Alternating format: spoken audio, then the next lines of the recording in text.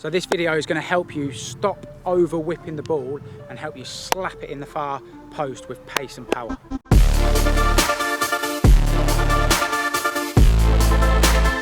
Okay, so obviously initially, when you're out wide and you're thinking about cutting in and the goal's on the outside shoulder, it's more of that slap, that forehand, because you've got more of the goal to hit at. As you step in, so it might be here, for example, and you're thinking about that whip, here is that slap, that open foot, the foot straight, you're not curling it inside. But you might be in a position where you end up stepping in here. Now this is where you've got to change that technique slightly. You've got to realise that, okay, now, as you can see, now I'm in the middle of the goal. So now the goal isn't all to my right hand shoulder or my left shoulder if I was on the other side, it's in the middle. So now it is more of that curl technique, but again, we're still not thinking of setting it out wide. That's where a lot of players go wrong and end up ballooning it over there or hitting it wide. Now as you're traveling, all you're thinking now is just that turn of the toe. So depending on how far you are across that goal or where you want to put it, is how far you're going to turn this foot around the ball. So if I was stepping in and I wanted to almost guide it in that far post, I'm just going to turn the toe a little bit. So it'll be here, I'm looking for that slap shot, I'll shift it in, it's not on, I keep shifting it. Now I'm just thinking, turn the toe, and I'm going to guide it in that far post. Okay, if I wanted to reverse it across or whip it back again, I'm just going to turn even more. So you're just thinking about, if I'm in line with if the goal's on my right hand side, I'm going to keep that foot open to slap it in the far post.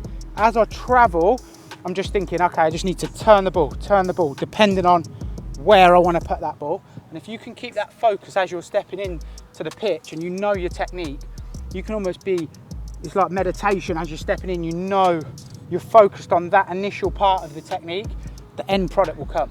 Whereas if you're stepping in, you've got loads going in your mind and you're not sure what technique to go for, that's when, and it's probably happened to you, that's when you end up just lashing at it, hitting legs, and not having an intent of where you want to put the ball. Okay, so now we've covered that from outside the box perspective. It's even more important when this happens inside the box, because obviously inside the box we're turning sharper, we're creating sharper angles to beat players in a smaller space, so it's even more important to not over curl it. So we're going to step in the box now and show you how important it is once we're in there. Okay, so when you're inside the box, obviously you're going to have to manipulate the ball quicker, you're going to be moving at tighter angles.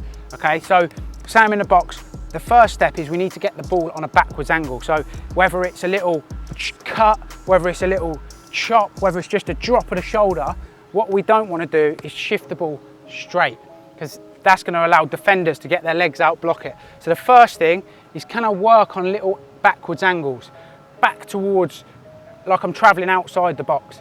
Okay, so the first one is shift here. Now what, again, a lot of people do, as they get that backwards angle, now they're thinking about curling it and the balance goes off because we're trying to redirect the body and the body's trying to balance itself back out. If we then try and move it again in another direction by whipping it, that's when you fall off and you get that curly one into the keeper or into defender's legs. So once you've okay, I want to put it on that backwards angle and I've got that shift there. Now it's about, can I get my weight forward as I travel? So I'm trying to get forward. Again, I'm not whipping it. I'm trying to slap it in that front post and that far post. And what I think here is almost like a tennis forehand. I think about someone who's hitting their body positions over the ball and they're boom, open with the body, putting it down the line. You've got to think in this position, the keeper can't see it. So if you can shift it and then really slap it in that bottom corner, it's going to give you what you want. So however you wanted to do it, but it's just that shift backwards, bang, weight forward, slap that ball. Okay, so the key things to take away from these two positions is when you're outside the box, it's going to be a little bit of a softer change of direction, most probably because you've got more space to travel in, take it. The ball's going to be on a straighter line, but we're thinking about opening the foot and letting the body bring it back round, not whipping it. Once we're in the box, again, it's going to be a sharper angle. We're going to have to cut it. We're going to have to leave it behind us, almost moving outside the box to keep it away from defenders' legs, which I just want you to think about how your body is moving in these different situations. Okay, if you've quickly changed direction, then you need to get on balance, get your body in the right position by getting your weight forward and then keeping the foot open. So the key point is, has my body changed direction really quickly?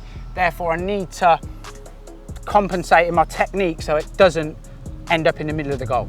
Okay, if you can think about that when you're practicing, some might go wide to start with, some might go in the middle. But if you can have it in your mind and feel it and use this methodology, practice enough on those tight turns, you'll start to feel the angle you need to get and you'll start wrapping them in the corner. So as you can see in that video, what we're thinking is about our body position, the angle of the ball, and we're not trying to over curl it. We're trying to open the foot and hit it flat so the natural arc of our body after a change of direction gives us that perceived whip that we're trying to create when previously you're trying to whip it too much. So keep thinking, foot flat, let my body do the work.